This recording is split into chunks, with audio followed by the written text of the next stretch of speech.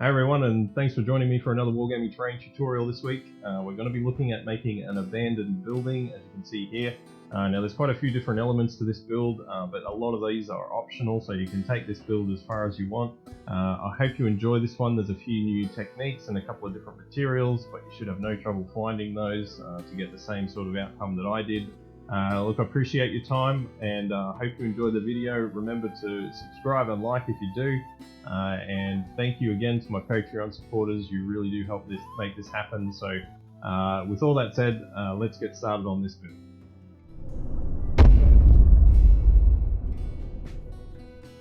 Alright guys, so for this build today it's just going to be some foam board for the walls. You could honestly probably use cardboard if you wanted to, because as you can see I'm going to be using this printed out brick texture. I found this on Google. Nothing too difficult about this. I just went to the print shop and got a couple of these printed up. As you can see, it's a little bit glossy, but it doesn't really show up too much in the end. It's certainly not a big problem at all for the build. You could probably coat this with a matte varnish or something if you wanted to in the end. I didn't worry about it. It doesn't really need it.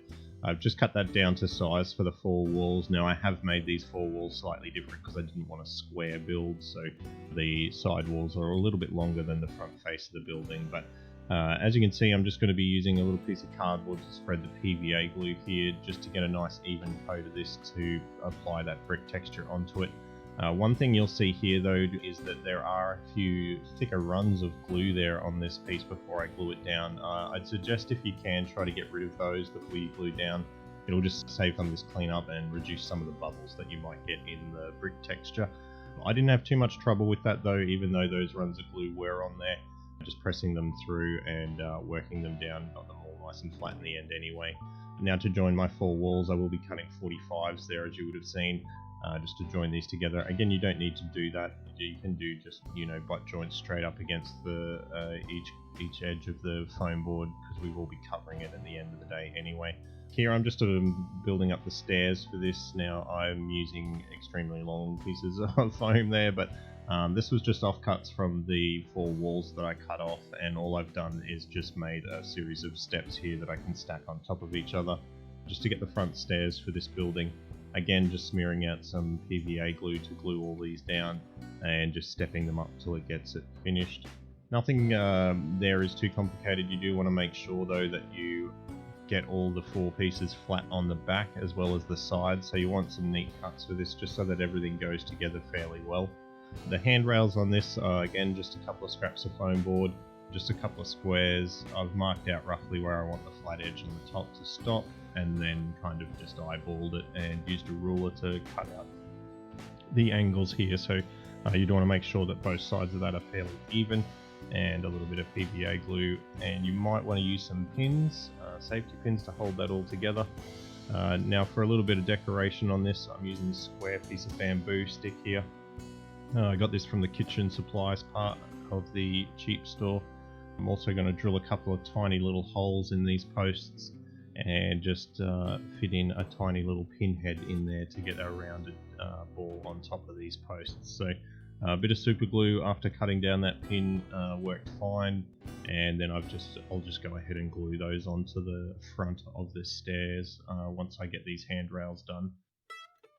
So the handrails here are just cereal box cardboard cut to width and then folded where I need that fold to be, and just glued straight down with some more PVA glue.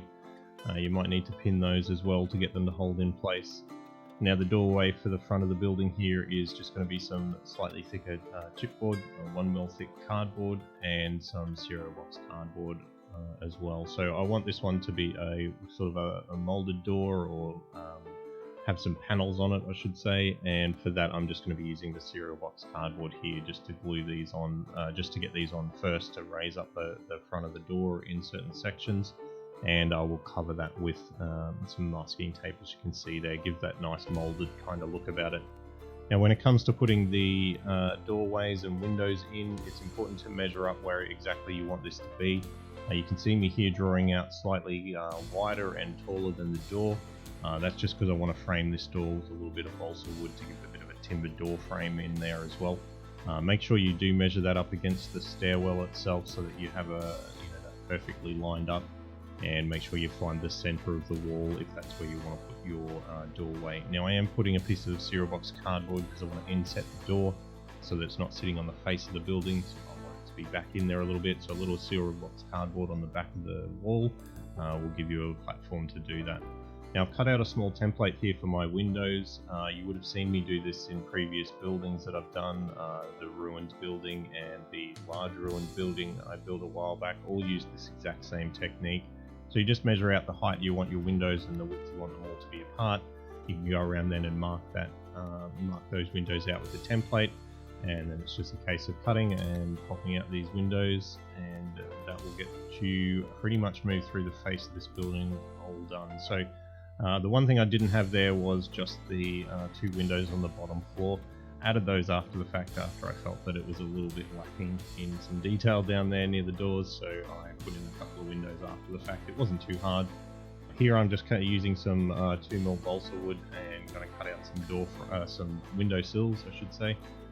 Now these are cut exactly to the right width for these windows, so they will pop in there and they'll actually hold in place, but I'm going to glue them in as well with some PVA glue just to keep them there so they don't fall out at any stage. Now for the door frame, I'm using that same 2mm balsa, and I'm just cutting a couple of strips here, and these will get cut down and measured and then just placed inside here in between the foam and the doorway, as you can see, and that'll give me a nice wooden frame to go around that door.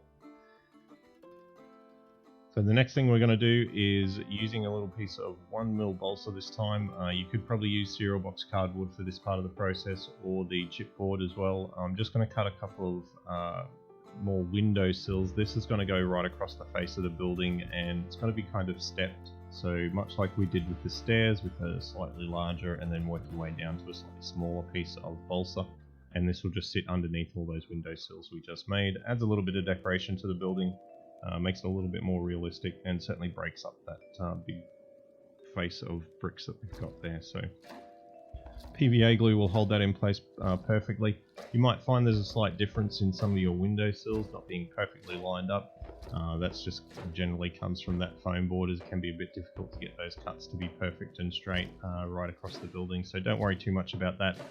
You'll find that if you hold it in with the pins or even leave a few little gaps there, it doesn't matter too much at all. Now here I'm making the boards for the window. I'm just going to be breaking up some 1mm balsa. This has all been cut into, I've eyeballed the width of these so that I've got a bit of variation. In hindsight, I probably should have used my hacksaw blade there and weathered up those sticks before I broke them into little inch pieces. And you would have seen me there just put a little strip of paper, black paper, across the top of the building just to give it a little bit of framing as well.